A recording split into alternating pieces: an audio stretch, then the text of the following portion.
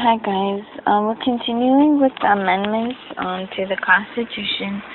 We've reached Amendment 11. We did the other ones in the previous part. The judicial power of the U.S. shall not be construed to extend to any suit in law of equity commenced or prosecuted against one of the U.S. By citizens of another state or by citizens or subjects of any foreign state. 12. The electors shall meet in their respective states and vote by ballot for President and Vice President, one of whom at least shall not be an inhabitant of the same state with themselves. They shall name in their ballots the person voted as President, and in distinct ballots person voted for as Vice President. They shall make distinct lists of all persons voted for as President and of all persons voted for as Vice President, and of the number of votes for each which list they shall sign and certify and transmit sealed to the seat of the government of the U.S. and directed to the President of the Senate. The President of the Senate shall, in the presence of the Senate and House of Representatives,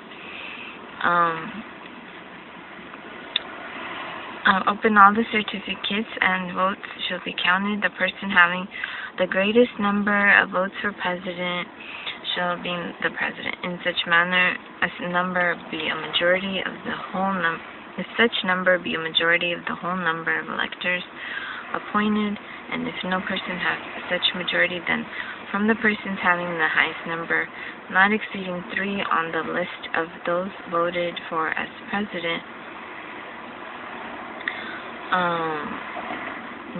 the House of Representatives shall choose immediately by ballot the President. But in choosing the President,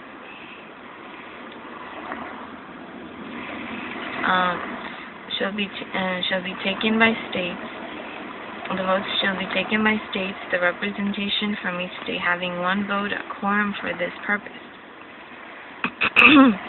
Shall consist of a member or members from 2/3 of the states, and a majority of all the states shall be necessary to a choice, and if the House of Representatives shall not choose a president whenever the right of choice shall devolve upon them for the 4th day of March next following, then the Vice President shall act as President, as in the case of death or other constitutional disability of the President.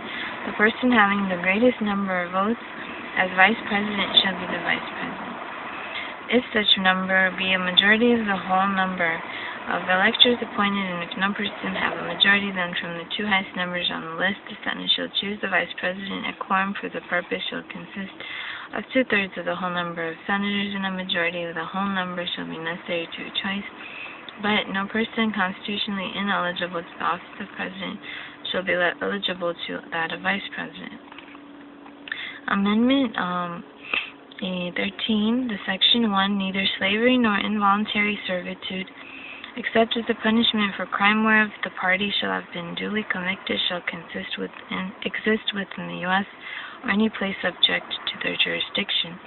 Section 2, Congress shall have power to enforce this article by appropriate legislation.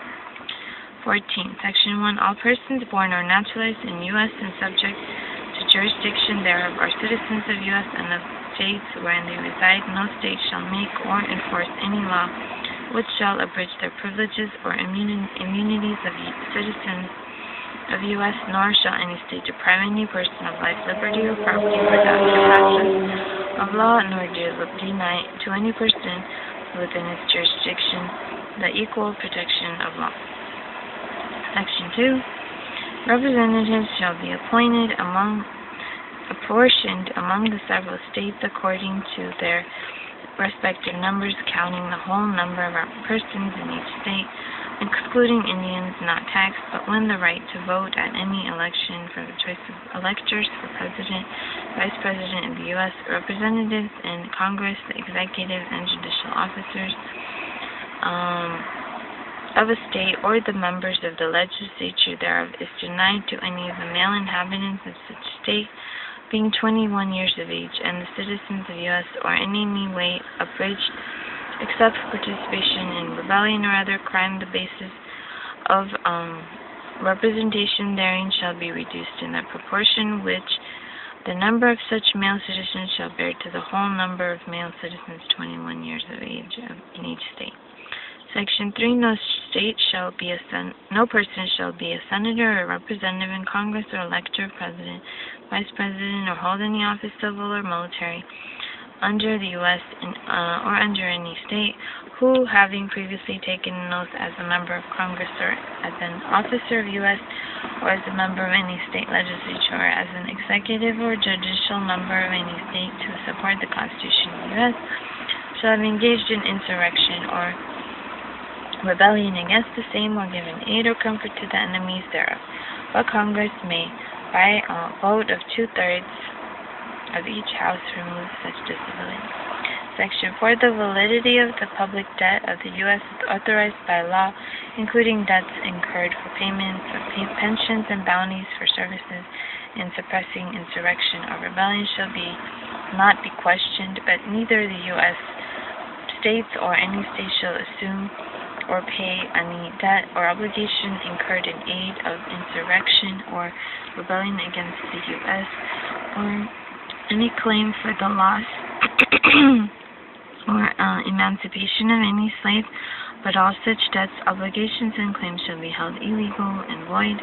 Section 5. The Congress shall have power to enforce by appropriate legislation the provisions of this article. 15. The right of citizens of U.S. To vote shall not be denied or abridged by the U.S. or by any state on account of race, color, or previous condition of servitude. Section 2. The Congress shall have power to enforce this article by appropriate legislation. 16. The Congress shall have power to lay and collect taxes on incomes from whatever source derived without apportion among the several states and apportionment, and without regard to any census or enumeration.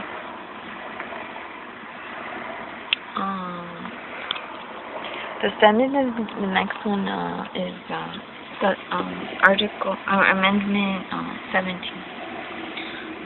The Senate of the U.S. shall be composed of 2 senators from each state, elected by the people thereof, for 6 years, and each senator shall have 1 vote.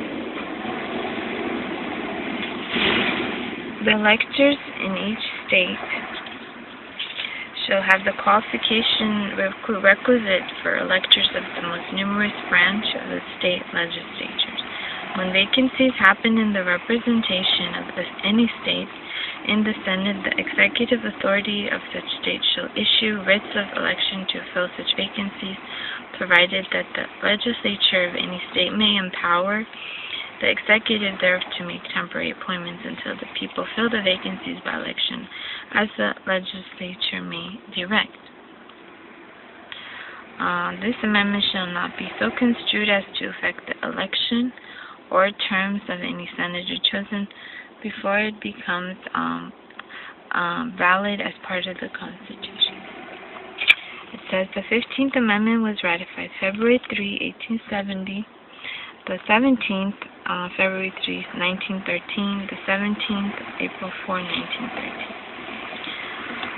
Amendment 18, Section 1. After 1 year from the ratification of this article, the manufacture, sale, or transportation of intoxicating liquors within the importation thereof into or the exportation thereof from the U.S. and all territories subject to the jurisdiction thereof for beverage purposes is hereby prohibited.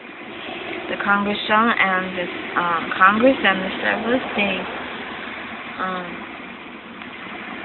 shall have concurrent power to enforce this article by appropriate legislation. Section 3. This article shall be inoperative unless it shall have been ratified as an amendment to the Constitution by legislatures of several states as provided in the Constitution within 7 years from dates of submission hereof to the states by Congress. The 18th Amendment was ratified January 16, 1919. It was repealed by 21st Amendment in December 5, 1933. We're going to take a pause. We'll continue later. Bye. So, 19th, the right of citizens of U.S. to vote shall not be denied or abridged by U.S. state or states on account of sex. Congress shall have power to enforce this article by appropriate legislature. Facebook.com, use all play. See y'all later.